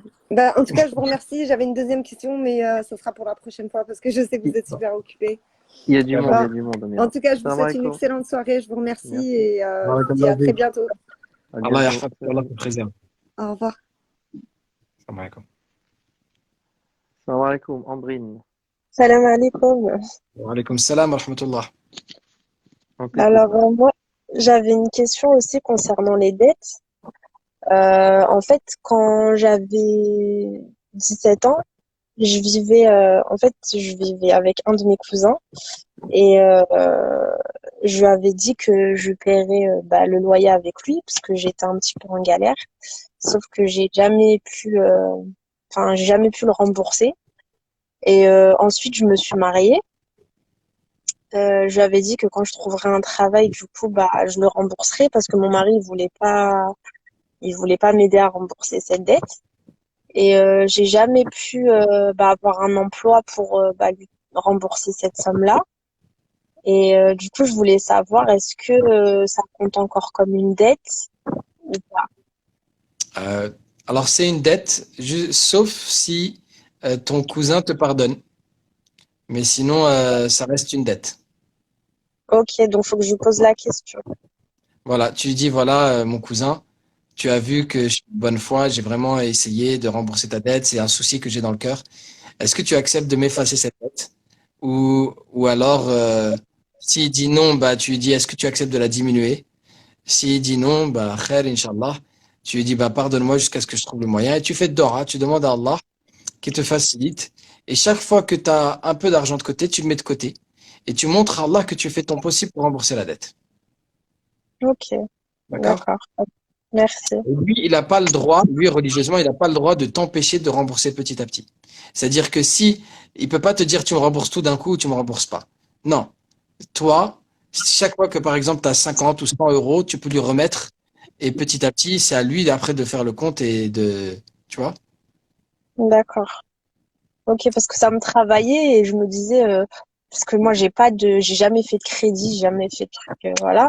Mais cette dette-là, elle est restée et je me suis dit, mais, est-ce que je dois vraiment lui passer ou pas? Mais après, il m'en a jamais reparlé, il m'a jamais réclamé. Mais c'est moi, vu que ça fait plusieurs années, je me dis quand même, il m'a aidé à ce moment-là de ma vie, donc je dois lui donner. Ouais, Mais je lui demanderai. Inch'Allah. Inch'Allah. Merci beaucoup. Y a pas de quoi, ma Salam sœur. alaikum. Salam. Alors, il y a des questions à l'écrit. Est-ce, est-ce vrai qu'une personne convertie après sa mort, elle peut faire rentrer avec elle au paradis 10 personnes de son choix? Alors, moi, je connais pas de hadith comme ça. Moi, je connais des hadiths sur celui qui a appris le Coran par cœur, sur les martyrs, à la rigueur, même certains sur les hommes pieux, mais sur la personne convertie en particulier. Moi, je sais que la personne qui est convertie, elle a une récompense particulière du fait que elle a cru au message alors qu'elle n'a pas grandi dedans. Si en plus elle était chrétienne ou juive avant, alors elle a double récompense parce qu'elle a cru en les deux révélations. Après, Allahu A'lam. Si Allah il lui permet, ce qu'on espère, hein, qu'Allah te permette, si Allah il te permet de faire rentrer les gens au paradis, pense à moi, Inch'Allah Ta'ala, si je suis dans la galère, Inch'Allah. Salam alaikum, gravement éprouvé par la maladie, tellement peur de l'évolution de la maladie, de ne plus avoir le courage de faire mes obligations. Comment faire mes ablutions, mes prières? Alhamdulillah. Alors, toi qui es dans la difficulté de la maladie, sache que Allah Azza wa Jal t'a facilité ta religion. Dès que ça devient trop une souffrance de faire les ablutions, eh bien fais le tayammum. Et le tayammum, il consiste en le fait de toucher, par exemple, si tu es à l'hôpital, une pierre, tu vois, mais pas n'importe quelle pierre, une pierre qui n'a pas été brûlée. C'est-à-dire que ce n'est pas du goudron, ce n'est pas de la brique. C'est, par exemple, un galet, par exemple, ou un morceau de rocher. De toucher l'intégralité de ta main avec cette pierre, de tes mains. Ensuite essuyer ton visage. Ensuite, tu retouches la pierre et tu essuies au moins jusqu'au poignet. Si tu fais jusqu'au coude, c'est mieux. Comme ça, tu sors de toutes les divergences. Mais au moins jusqu'au poignet. Et ça y est, tu considères que tu es en état de pureté et tu pries. Et tu refais ça pour chaque prière, Inch'Allah ta'ala. Notre religion est facile. Si tu n'arrives pas à prier debout, prie assis. Si tu n'arrives pas à prier assis, prie en étant allongé ou appuyé, adossé. Si tu n'arrives pas à prier adossé, prie en étant allongé sur le côté, la tête en direction de la qibla. Si tu n'arrives pas à prier de cette manière-là, alors prie en étant sur le dos, avec la tête. Tu penches un peu la tête pour le recours, tu penches un peu plus la tête pour le sujoud. Et si tu n'arrives pas à prier, même comme ça, tu pries avec tes yeux. Tu fermes un peu les yeux pour le recours et tu les fermes plus pour le sujoud. Voilà. Notre religion, il n'y a pas plus facile que cela. Mais ne coupe pas le lien qu'il y a entre toi et Allah. Jusqu'à ce que tu le rencontres, Inch'Allah, satisfait de toi. Alors, on t'écoute pour ta question, Lana Deles. Salam alaikum.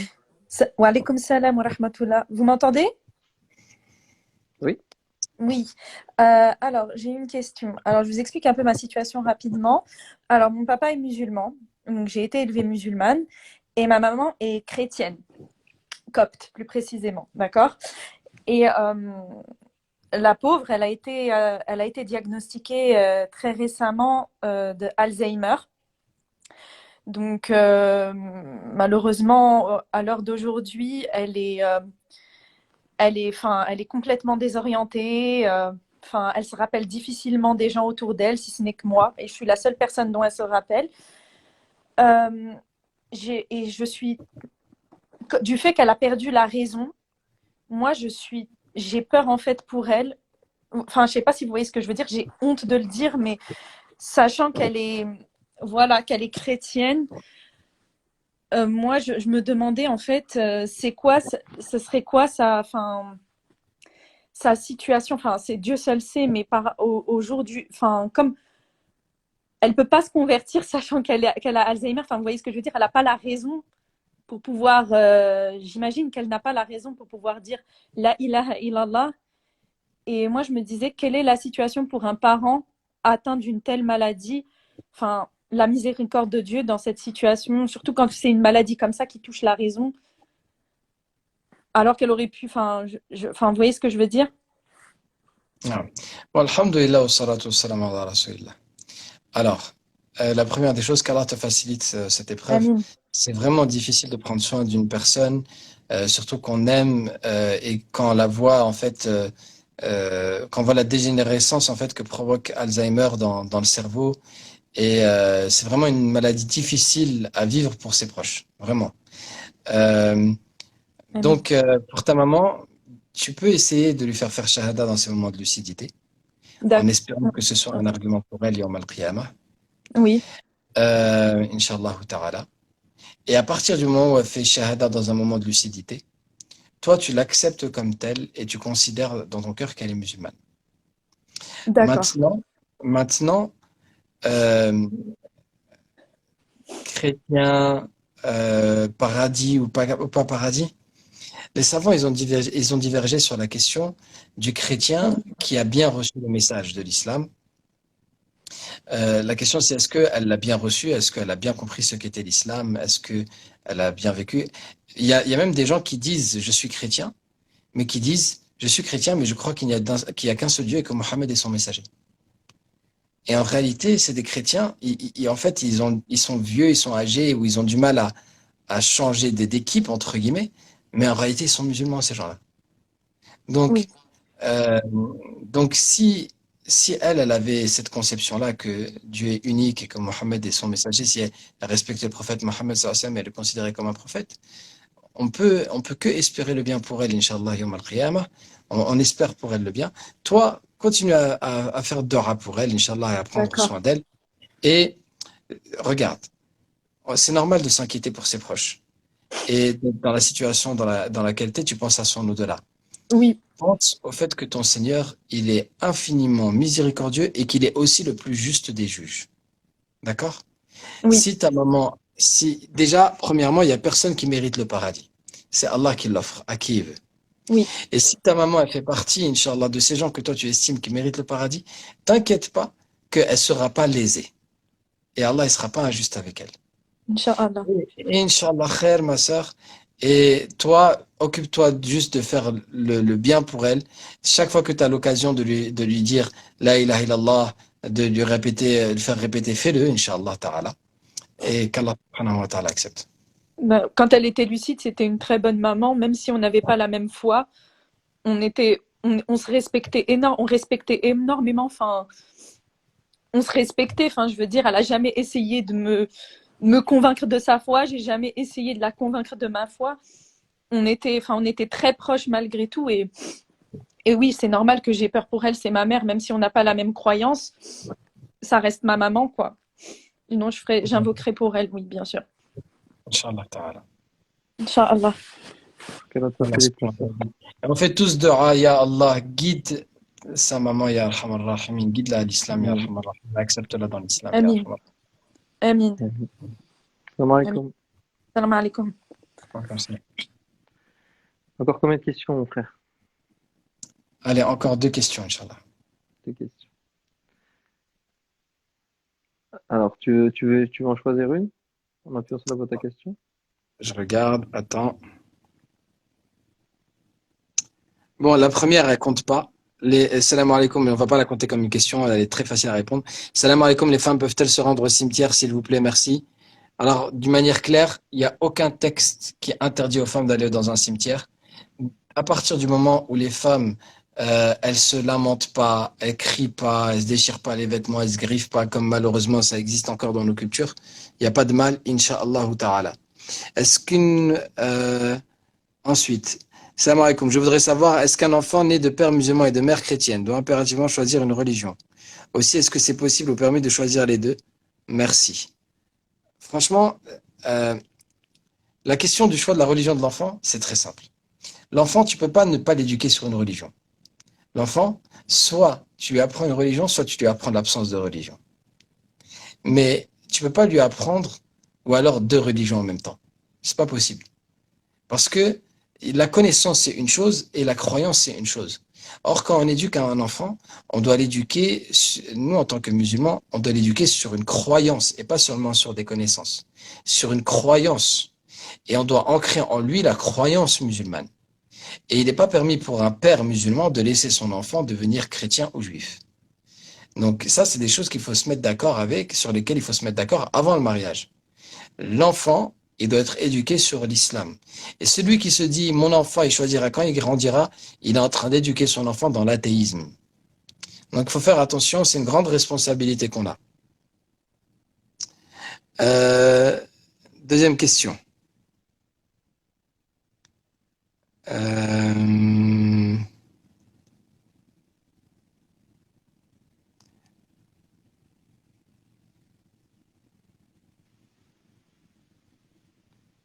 Alors,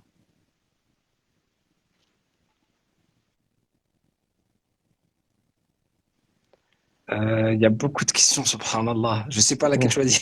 Moi aussi, je suis comme toi.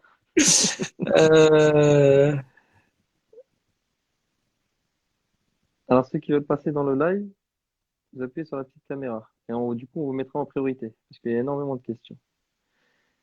Et pour ceux à qui on n'a pas répondu, n'hésitez pas à vous abonner à la page de l'imam Younes en cliquant en haut à gauche. Pour profiter de ces Alors, rappels. la sœur Saïda 1, 2, 3 Isma, viens me voir en privé, Inch'Allah. Envoie-moi un message en privé, Inch'Allah. Alors, il y a une question là. Comment effacer la rancœur envers les gens qui nous ont fait du mal? Allah, ça c'est une belle question, ça. Alors en fait, moi ce que je t'invite à faire, deux choses. La première, lis beaucoup Surat Yusuf. Parce que Yusuf, alayhi salam, il a pardonné à ses frères. Et c'est une sourate que plus on la lit et plus ça devient facile ensuite de pardonner. Ensuite, comment pardonner? En fait, de comprendre que mon épreuve, elle ne vient pas des gens qui m'ont fait du mal. Mon épreuve vient toujours d'Allah. Les gens, ce sont que des causes, ce sont des clés. Le prophète sallallahu alayhi wa sallam a dit, succès à celui qu'Allah utilise comme clé pour ouvrir le bien et pour fermer le mal, et malheur à celui qu'Allah utilise comme clé pour ouvrir le mal et fermer le bien. Les gens sont responsables de leurs actes et ils sont jugés pour leurs actes. Mais moi, ce qui me demandait de voir, c'est que Allah m'a éprouvé à travers les gens. C'est Allah qui m'éprouve. Et si c'est Allah qui m'éprouve, je dois me poser la question, qu'est-ce que Allah veut de moi? Et comment je peux apprendre la qualité du pardon si ce n'est à travers le fait de subir des injustices? Et le prophète sallallahu alayhi wa sallam a garanti le sommet du paradis pour celui qui a un bon caractère. Or, le bon caractère, il est dans le fait de lier les liens avec celui qui les coupe avec nous, de pardonner à celui qui est injuste envers nous et de rendre le mal par le bien. Donc, demande-toi ce que Allah veut de toi. Et si tu subis l'injustice, tu vas voir que ce n'est pas une obligation de pardonner, mais la meilleure chose que Allah peut vouloir de toi, c'est le fait de pardonner. Et pense à cette chose-là. Salam alaikum. Wa alaykoum salam. Je t'invite à vraiment penser à cette chose vraiment avec profondeur. Peut-être le jour de la résurrection, il y a des gens qui vont faire la queue pour venir chercher leurs bonnes actions, tes bonnes actions. Tous les gens sur qui tu auras fait peut-être une médisance sans même t'en rendre compte. Tous les gens à qui tu aurais fait un mal sans même t'en rendre compte. Et tous les gens à qui tu as fait du mal en le sachant que c'était un mal. Ils vont venir, ils vont faire la queue. Peut-être qu'ils seront des centaines, peut-être qu'ils seront des milliers. Ils vont faire la queue. Il suffit que tu aies fait la médisance, par exemple, sur un peuple en disant hey, tel peuple, eux, ils sont tous comme ça. Et hop, imagine, tu risques de te retrouver avec tout ce peuple qui fait la queue pour venir chercher tes hasanats. Donc, si toi, tu pardonnes à tous les gens qui sont injustes envers toi, eh bien, peut-être que Yawm al-Qiyamah, moi, personnellement, ça m'aide beaucoup. Peut-être Yawm al-Qiyamah, tu pourras dire, Ya Allah, regarde, eux, ils font la queue pour venir chercher mes bonnes actions, mais moi, je fais la queue devant personne. Parce que moi, j'ai pardonné à tout le monde pour te satisfaire. Ya Allah, sors-moi de ma galère, sors-moi de la situation dans laquelle je suis. Et peut-être qu'Allah, subhanahu wa ta'ala, juste parce que pour pardonner aux gens, pour Allah, j'ai pardonné aux gens, qu'Allah va me faciliter avec les gens avec qui j'ai été injuste. Inch'Allah, qu'Allah subhanahu wa ta'ala te fasse. On prend le dernier live, Malik. Ouais. Yohan, on t'écoute. Ouais, salam alaikum. Je venais de poser une question en écrit. Et vous avez dit que ceux qui faisaient une demande vidéo, ils étaient prioritaires. Donc, parce que c'est une question. Je me suis beaucoup posé, j'ai jamais trouvé de réponse par rapport à ça. Et, en fait, c'est ma question. Moi, je suis converti et je suis le seul musulman de ma famille et toute ma famille, ils sont mécréants malheureusement. Et je voulais savoir quel comportement adopter vis-à-vis de nos sœurs ou des membres de notre famille qui ont un comportement qui est blâmable. Est-ce que ça fait de nous des daïous ou pas? Alors, il y a deux choses. Premièrement, tu as utilisé le mot mécréant. Le mécréant, c'est celui qui a reconnu la foi et qui l'a renié.